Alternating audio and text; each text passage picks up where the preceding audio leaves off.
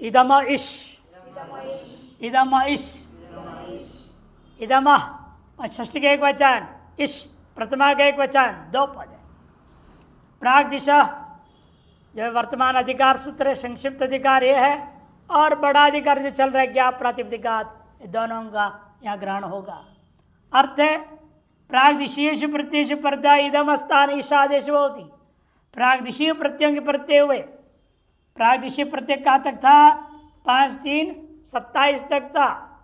25 सूत्रों में, उन्हीं सूत्रों में आए जो प्रत्यय है उन प्रत्ययों के प्रत्यय हुए, इदम को क्या आदेश होगा? इश होगा। इसे शित, शित का सर्वादेश होगा। जैसे आगे आप सूत्र पढ़ने वाले हैं 11वें सूत्र में, इदम हो हा प्रत्यय आएगा जब इदम को क्या हो जाएगा? इस आदेश हो जाएगा और यह रूप बनेगा। दृष्टांत वही दिया, इसलिए यह एते तौ रथो, एते तौ रथो, एते तौ प्रथमा का द्विवचन, रथो सप्तमी का द्विवचन, एतश्च इतश्चिति एते तौ, इतरेतर द्वंद्व समास हुआ है। रच रश्च थश्च इति रथौ तयोः रथोः, ये बनता है सप्तमी का द्विवचन। दोनों में इतरेतर द्वंद्व समास हुआ है। इदमः पुरुष से अनुवृत्ति, प्राग दिशा ज्ञाप प्रातिपदिकात का अधिकार है। इदम स्थाने रेफादो थकारादो च प्रत्यय परतो यथा संख्यम एत इत इति एतौ आदेशो भवता।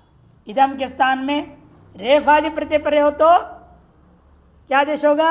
एत, और थादि प्रत्यय होगा तो इत आदेश हो जाएगा। जैसे इदम और हिल आगे आने वाला है 16वां सूत्र, राधि प्रत्यय तो एत आदेश कर दिया तो एत री रूप बनेगा। और थादि में इदमस्थमो, इदमस्थमो, थम प्रत्यय बचेगा, इत आदेश होगा, इत्थम बनेगा। एतदोवन, एतदोवन, एतदा षष्ठी के एक वचन, प्रतिमा के वचन, दो पद है। प्राग दिशा ज्ञाप प्रातिपदिकात, दोनों का अधिकार है।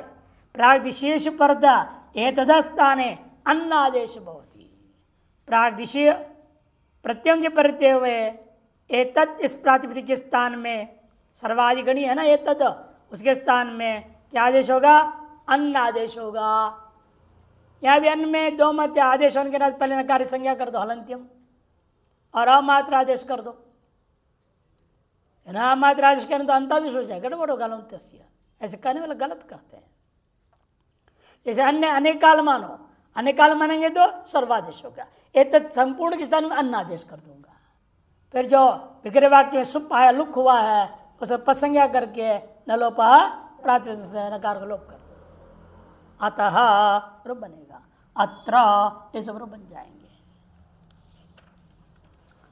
सर्वस्य स्वन्यतरस्याम धी, सर्वस्य स्वन्यतरस्याम धी, सर्वस्य सृष्टि के एक वचन, सह प्रतिमा के एक वचन, अन्यतरस्या विभक्ति प्रतिरूपकप्य, और दी सप्तमी का एक वचन। दी मने दकार आदि प्रत्यय, हमेशा सप्तमी आता है तो क्या होता है?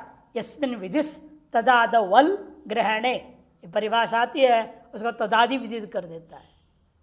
दी मने दादी, दकारादि अर्थ हो जाएगा। और जब षष्ठी आदि रहेगा तो एन विधिस तदंतस्य, ये लगता है। ये दो विशेष होते हैं। इसलिए आकार देखो, सर्वस्व स्थाने सश भवति विकल्पेन दकारादौ प्रत्यय परे, ये कहा है। सर्वस्मिन् काले इति सदा सर्वदा दोनों बनेगा। आगे आएगा सूत्र दा प्रत्यय करने वाला, दा प्रत्यय परे रहते हुए ये सूत्र सर्वैकान्य किम यत् तदौ काले दा सूत्र। दा जब करेगा ये करेगा उसको सर्व को सादेश कर, सर्वस्मिन् काले इति सर्वदा सदा दोनों बन गया। अब विभक्ति और प्रत्यय बताने जा रहे हैं। अब तक प्रकृति बता दिया, प्रकृति समय क्या आदेश कब होता है, किन प्रत्यय प्रत्यय क्या होगा, ये व्यवस्था दे दी गई। और अब विभक्ति और प्रत्यय। पंचम्यास्तसिल पंचम्यास्तसिल पंचम्या पंचमी के एक वचन, तसिल प्रतिमा का एक वचन, दो पद है। किम सर्वनाम बहुभ्यो अद्व्यादिभ्य कनवृत्ति, विभक्ति है कानवृत्ति, तहिता ज्ञा प्रातिपदिका प्रतिपर्श का अधिकार है।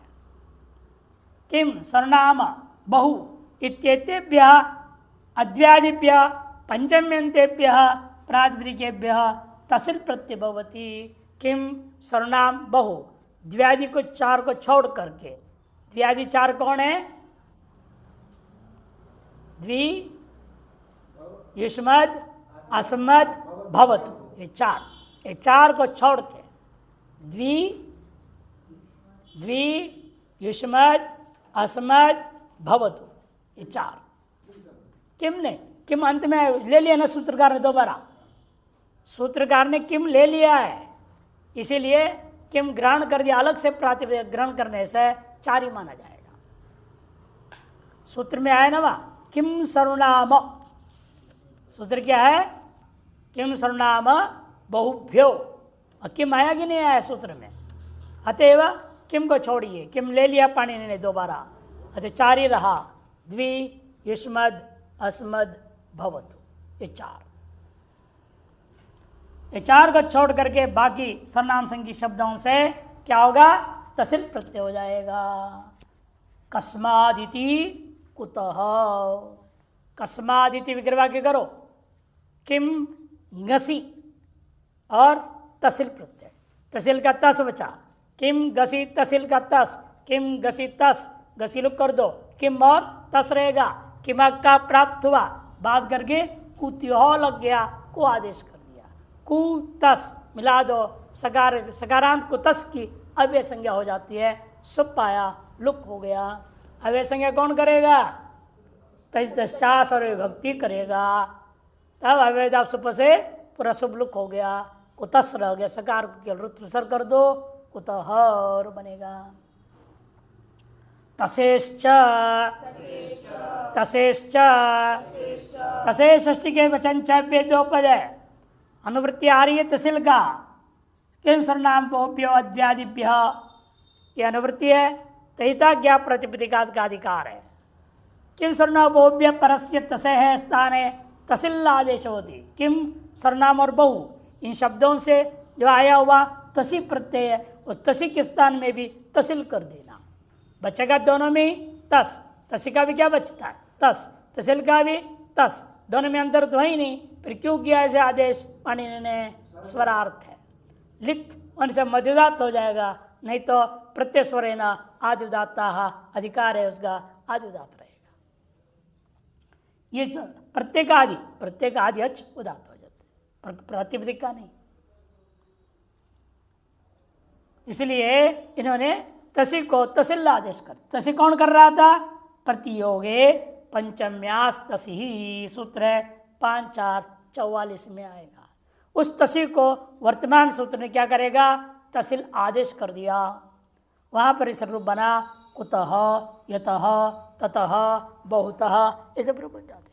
यस्मादिति यतः, तस्मादिति ततः, और बहुभ्यो इति, बहुभ्या इति बहुतः। बहु शब्द से हमेशा विग्रह वाक्य बहुवचन रहेगा, बाकी तो एक वचन, द्विवचन, बहुवचन सब कर सकते हैं। पर्यभिभ्यांच, पर्यभिभ्यांच, पर्यभिभ्याम पचद्विवचन छब्बे दो पद है, तहसील की अनुवृत्ति है, तहिता ज्ञा प्रातिपदिका प्रतिपर्श का अधिकार है। पर्यभि ये दोनों क्या थे? अव्यय, इन अवयवों से आपने करना है तहसील प्रत्यय अर्थ विशेष में। क्या अर्थ है स्वयं बता रहे हैं? परितः, परि से तहसील हुआ तो परितः, उसका अर्थ है सर्वतः इत्यर्थ, सब तरफ।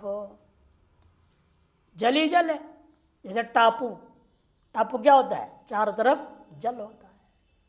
अभितः माने उभयता इत्यर्थ, दो तरफ से जल जा रहा है केवल, उसको कहेंगे उभयतः का अर्थ अभितः, उभयतः, चार अक्षर था, लघु कर दिया, अभितः एक अक्षर कम हुआ, अर्थ वही है। यही लाघव करने के लिए इस तरह से किया जाता है।